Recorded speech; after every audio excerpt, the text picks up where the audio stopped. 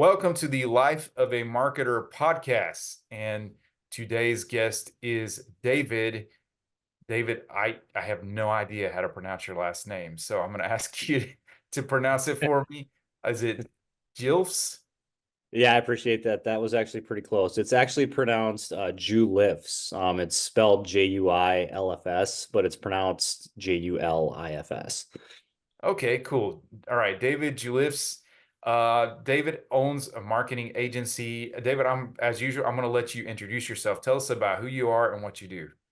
Yeah, absolutely. I own the marketing agency. It's called Guerrilla Marketing. We were founded in 2015. We focus specifically on working with marketing professionals in the healthcare, legal services, and professional services businesses who are looking to grow their revenue or increase their profitability. Awesome, awesome. So tell us what's the best thing about being in the marketing industry? Yeah, I think the best thing that I've seen since I've been in it for 15 years is to be able to help businesses make an impact on businesses, significant impact on their businesses to help them reach their goals, to create jobs, that type of thing. And then also for the smaller businesses and solo entrepreneurs and stuff to really help them, reach their goals, whether it's to create a lifestyle venture, an equity venture, or something of the sort. Awesome. Awesome. So what kind of advice do you offer to those that are in the marketing industry right now? Well, we're seeing a big shift in SEO these days. So a new term that's going around is called generative SEO.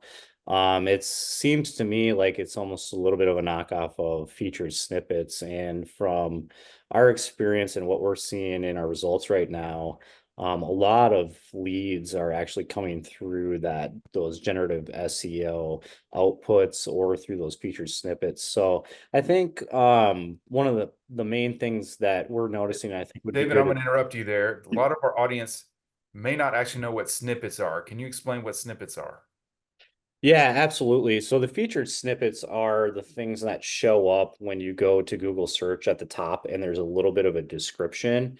The generative SEO that I'm talking about is the ones like when you're on the mobile phone and it shows like an AI prompt or a AI output that's being, fed into your phone.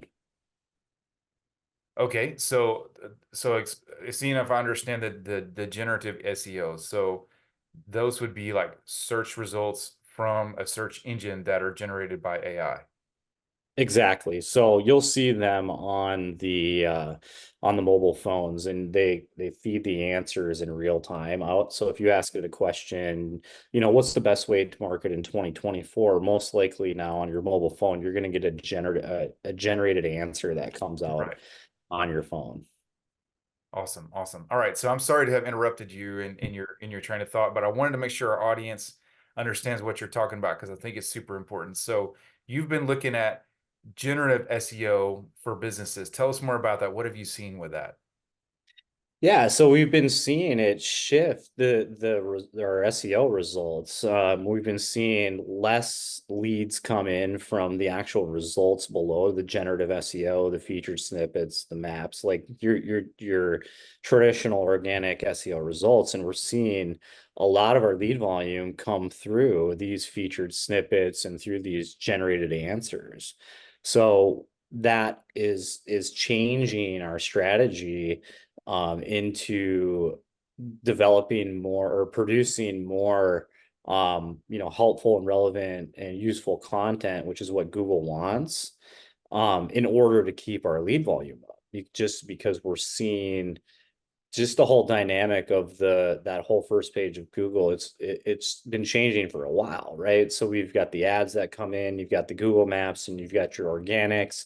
Now you've got people also ask articles. Now you have this generated answer that basically captures your attention right when you go to the search or these featured snippets. So we've been shifting our focus into essentially hijacking those featured snippets or those generative answers in order to generate leads, and it works, and it shows in the results. It shows in the call reports, it shows in the lead reports.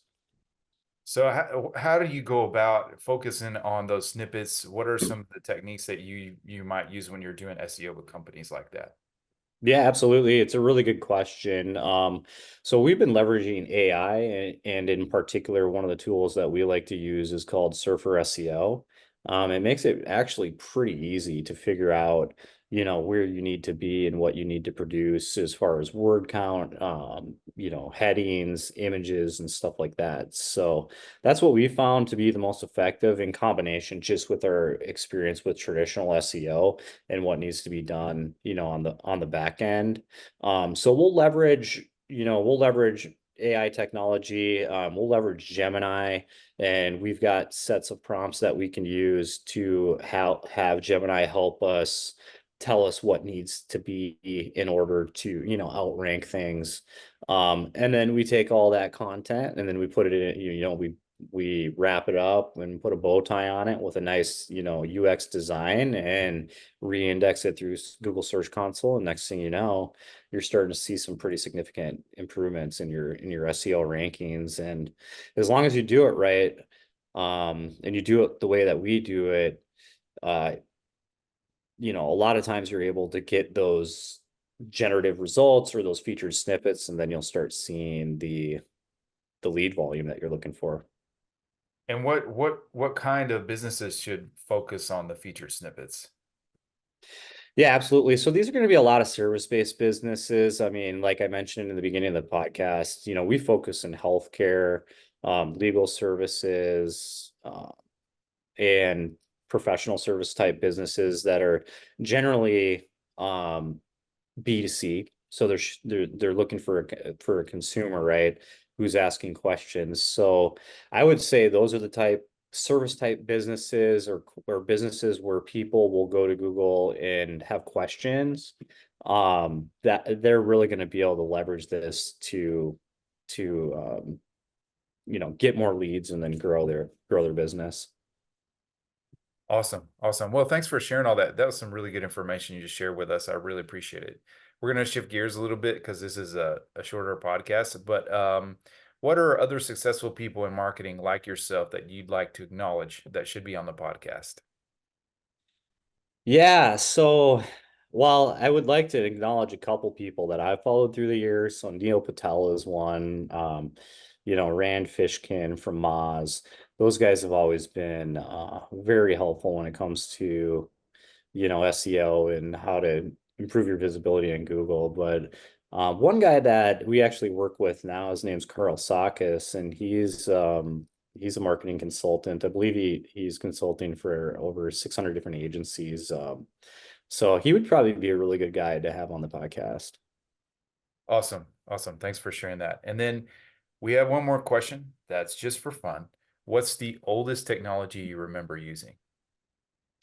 Yeah, that's a really good question. I started in with digital marketing when websites were just becoming a thing, and pay per click and Google Ads was like pennies on the dollars compared to what it is now. But one of the ones that I remember that had actually made a significant impact on our business and a lot of businesses is HubSpot. So I remember when HubSpot first came out, and so it's been pretty interesting to watch that software company grow to where they're at today because they're pretty big. I believe they have about 212,000 users now.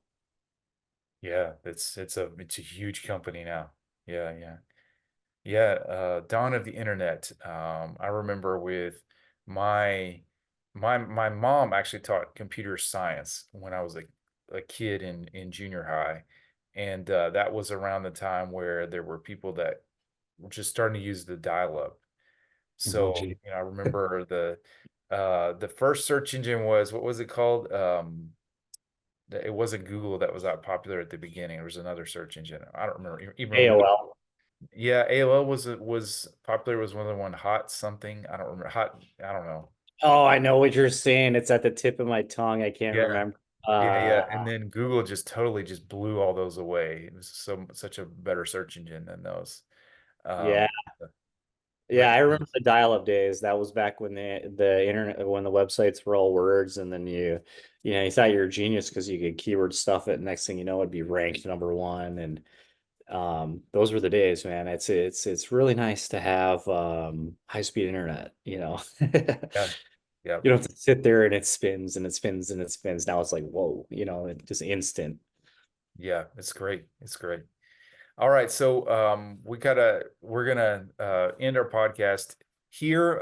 Everybody, if you're interested in getting into meet David or getting to know him, we're going to put his LinkedIn profile in our descriptions, so you can contact him via LinkedIn on his page. And we release our episodes. Remember, everybody, we release them at 11 something on Tuesdays and Thursdays. If you stumbled on here and this is the first time you've seen this episode, you can see it by subscribing to the Life of a Marketer podcast on YouTube. We also stream via social media, or if you just email me directly, jared@hiveleadmarketing.com, my VA will make sure that you get on our email list when the podcast does come out if you want to follow it. Thank you so much, David, once again for being on the podcast. This has been another Life of a Marketer podcast. Awesome. Thanks, man.